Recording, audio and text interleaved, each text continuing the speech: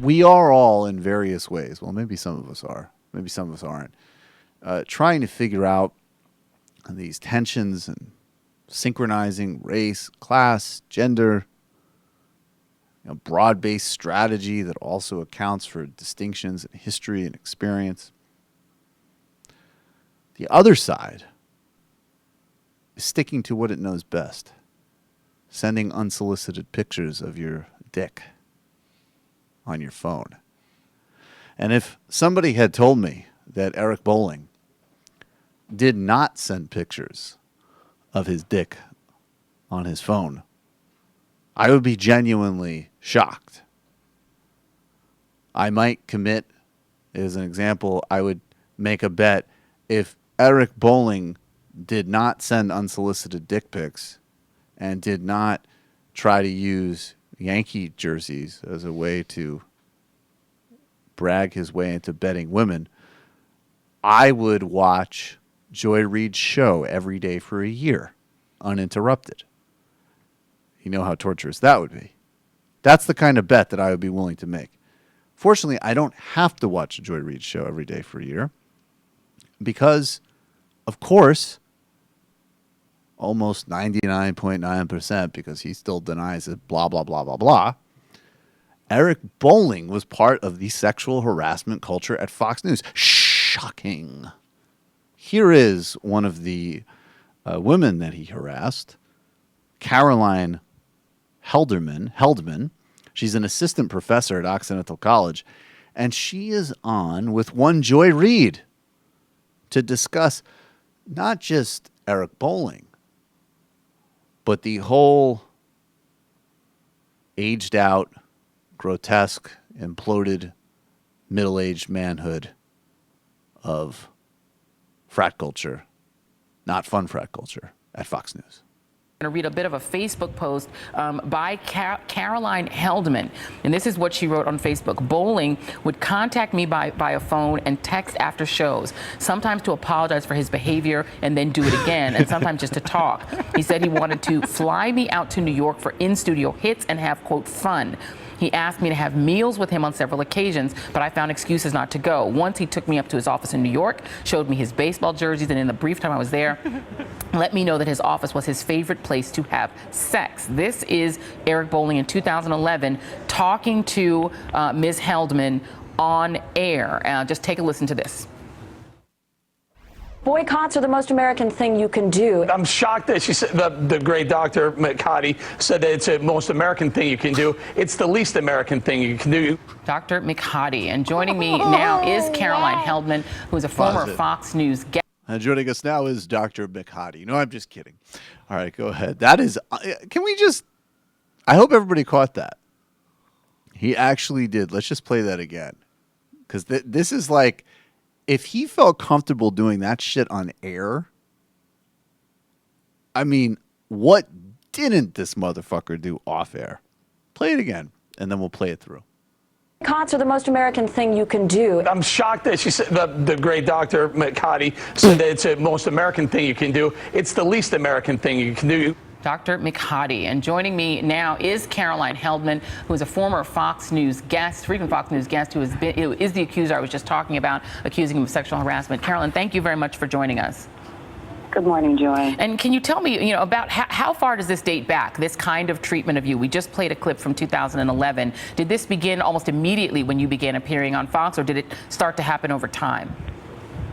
It began immediately. It was part of the culture. It was part of the environment. I worked at Fox from 2008 until 2011, and it was definitely something that was accepted. So I actually experienced it from 3 different men, and I also frequently experienced it from guests who would come into the green room. And as I noted on my Facebook post, I think a lot of the makeup artists are also, and people who can't speak up, who would lose their job because they're contract people, they experience this pretty routinely at Fox. As Andrea Tantaros put it, it was the Wild West of sexual harassment. I think the fact that the top-down folks are immediately suspending Eric Bolling, for example, when these allegations came out, is a sign of sure progress. And you said 3 different men. Can you tell us who those other 2 men are? The other two men were Bill O'Reilly, and I have been public about that. And then Woody Frazier, who was Roger Ailes' right-hand man. I published a piece or participated in a piece that was published earlier this week with Mother Jones about Woody Frazier. And that was perhaps the most significant for my life because it was a quid pro quo arrangement where I believed that I was denied a contributorship because I wouldn't sleep with him. And there's a lot of evidence, a lot of email evidence and other evidence from my journals because I'm a meticulous journaler that indicates that, my career at Fox was cut short because I wouldn't sleep with Roger Ailes' right-hand man. So obviously at this point, it's like mind-blowingly obvious what Fox News was and is. I mean, maybe slightly less so now. I think the point that she raised right there is really crucial. If they felt the impunity to harass people with relative power, on-air employees and guests and contributors, the kind of obscenity directed at somebody who worked as a makeup artist or somebody without relative power in the organization, there's going to be whole other levels of obscene that emerges from what these grotesque people like Bill O'Reilly and Eric Bolling and Roger Ailes and all of these disgusting people, I'm certain did. But I just have no idea. I mean, I say it, I know I kind of joke about it that, like, of course, when I first heard, Roger Ailes accused of this stuff, obviously, or Bill O'Reilly, obviously, or Eric Bolling, obviously. And I mean that, not just to be snarky. How could you watch Fox News, which was a 24-hour fear-based far-right propaganda network designed to, like, inflame, terrify, and enrage senior citizens, that codified every type of disrespect, system of dominance imaginable? What kind of internal culture do you think they are running? The internal culture of Fox is synchronized with the external culture and the worldview. It actually, in some ways, is a very functioning brand. If you have a 24-hour right-wing talk network that exploits religious, racial, sexual, and other cultural divisions just to piggyback an agenda of upward wealth redistribution and war, what do you think's happening behind closed doors? Do you think there's an environment where women are going to be treated respectfully?